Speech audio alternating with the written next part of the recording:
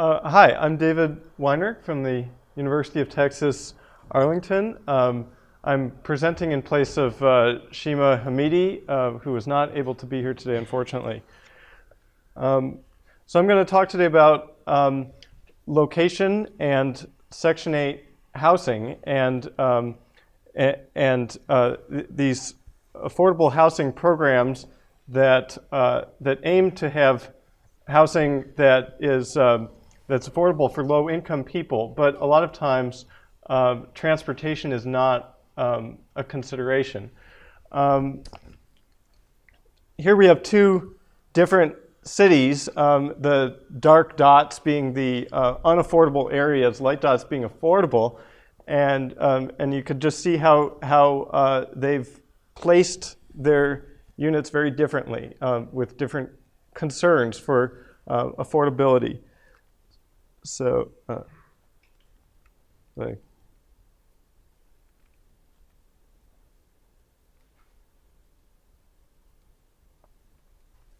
Murphy's Law, you know.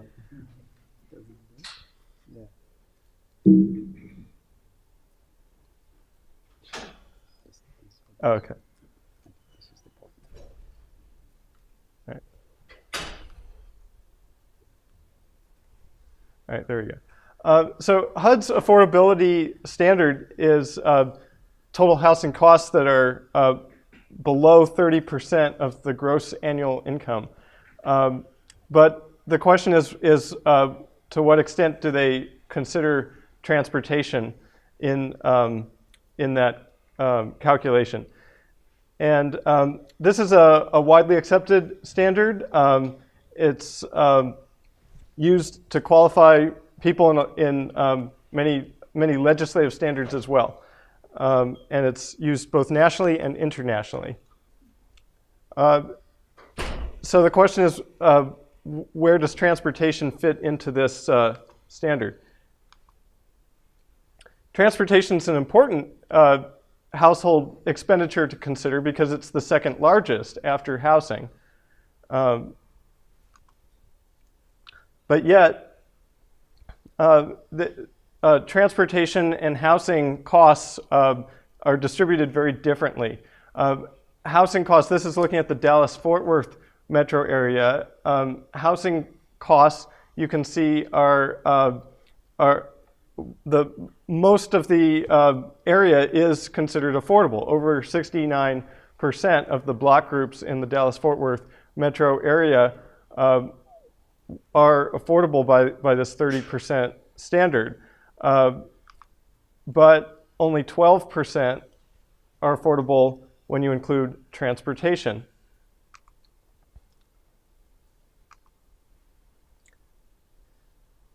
So looking at two different HUD programs, we focus here on affordability when factoring in a number of different criteria. The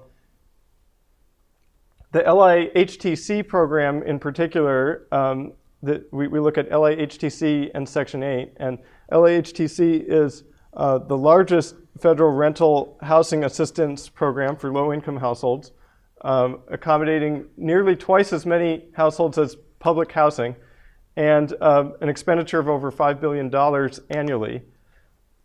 And it's also place-based, which means that the decisions that they make for this program about where to locate housing could easily be changed based on transportation and location considerations. So it makes sense for us to look at this program. And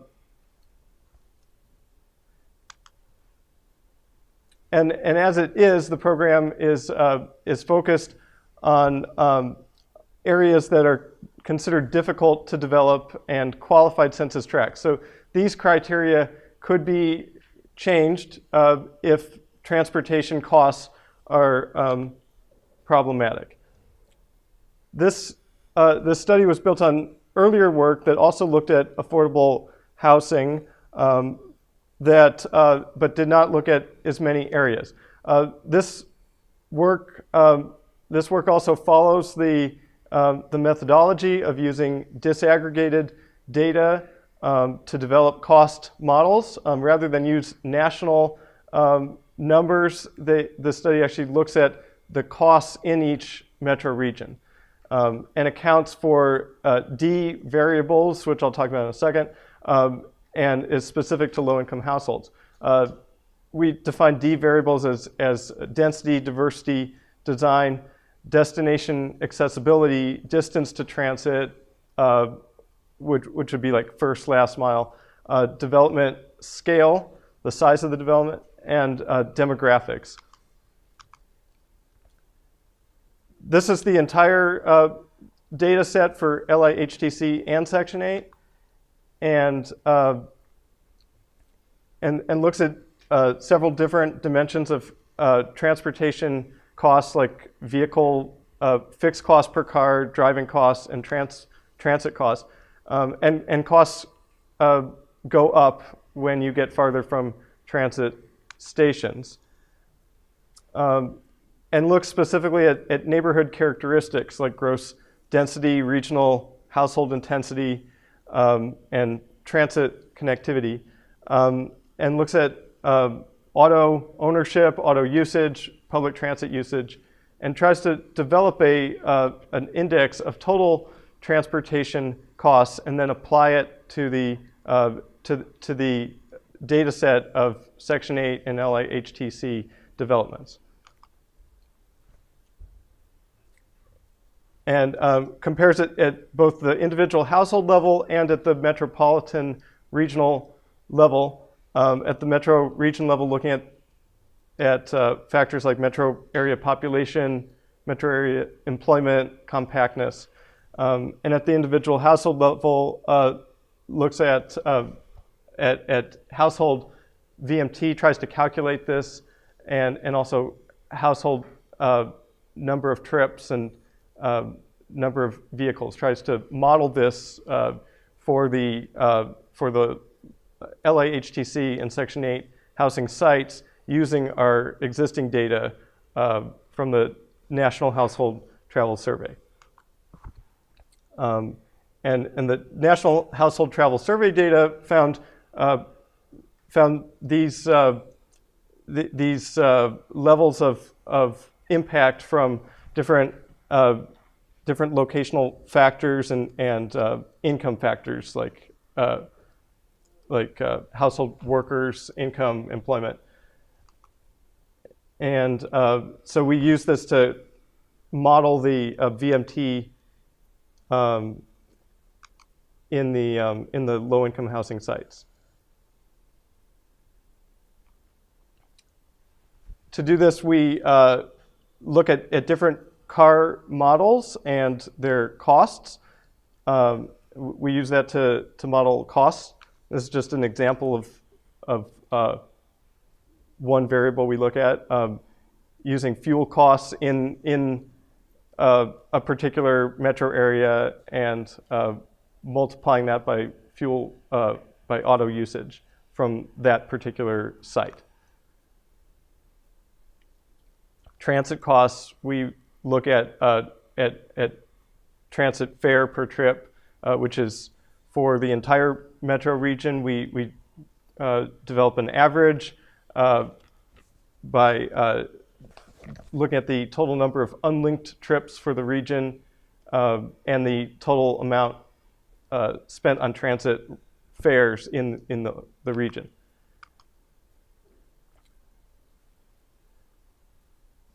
Taking that all together and looking and modeling for the Section 8 and LIHTC, or I'm sorry, this is just Section 8. Looking at Section 8 sites, we actually found that the average costs for transportation were about 15% of household income over the aggregate data set, and this is in line with the costs that HUD proposes as being affordable. But there's also large areas on the far right of the model, large numbers of people large numbers of housing sites were unaffordable. And this is problematic. Some of these costs, for example, include cars that low-income people, often cars are not well maintained. So you have high transportation costs getting to remote sites. And looking at that all together, you can see differential affordability across the US. This is just for the Section 8 program. I'll show you LIHTC in a moment. But you can see, especially in the Sun Belt areas in the South, a lot of unaffordable metro regions. But yet there's exceptions like the city of Austin. And then looking at the Midwest, there's Chicago is affordable, but the Detroit area, the housing was not put in affordable places. I don't know, I can't see. The computer's doing something weird.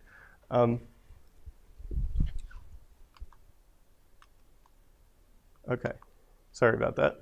And then California, the inland areas are much less affordable than the coastal areas. And these are all decisions that HUD could have changed and still can change in the future based on the criteria that they use for selecting sites.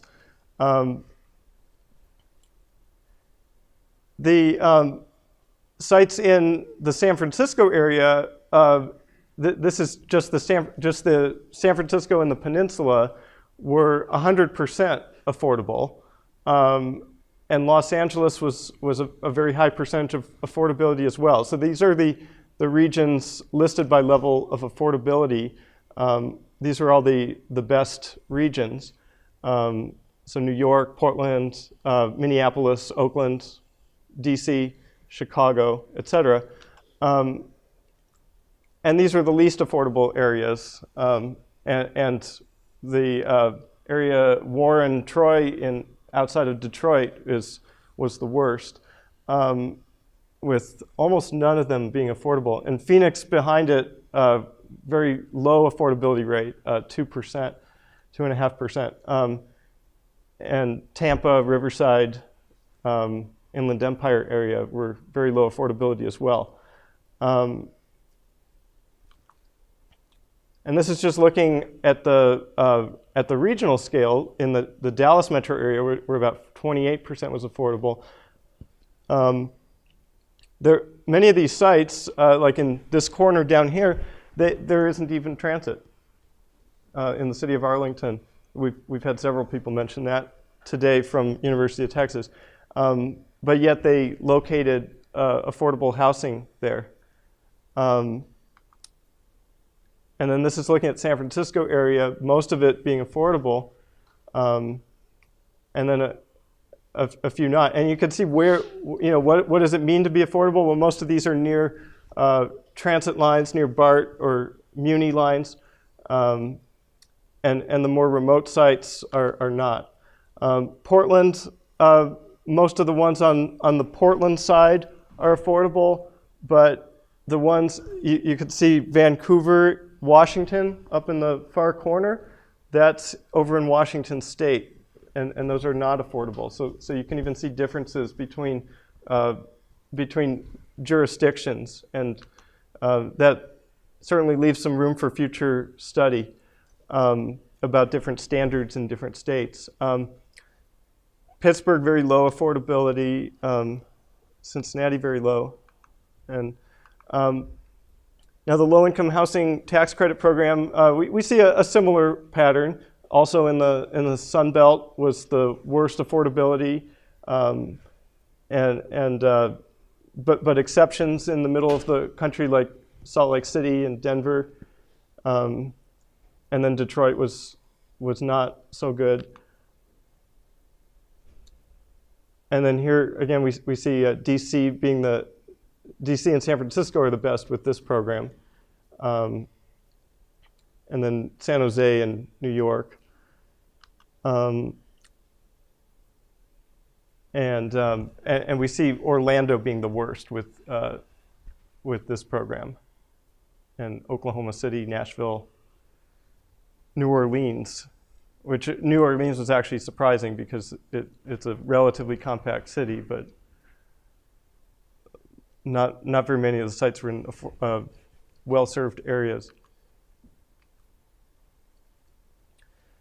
So, so this study was an attempt to evaluate the affordability of HUD rental assistance programs at the national scale. It suggests that HUD rental assistance programs, when they subsidize housing in sprawling auto-dependent areas, are not affordable when you include transportation costs. They might look affordable when you just look at housing. It also suggests that HUD can provide more affordable housing units to low-income families by directing subsidies to better, more compact, more walkable, transit-served locations. And they can also include the location affordability index ratings in their criteria for selecting project sites. And they could channel subsidies into accessible neighborhoods, particularly in large, sprawling metro areas. And finally, they can include a transportation allowance in addition to their existing utility allowance. They already provide an allowance for utilities. They could provide money to people benefiting from the program to help them pay for transportation. So that's everything I have here. Thanks.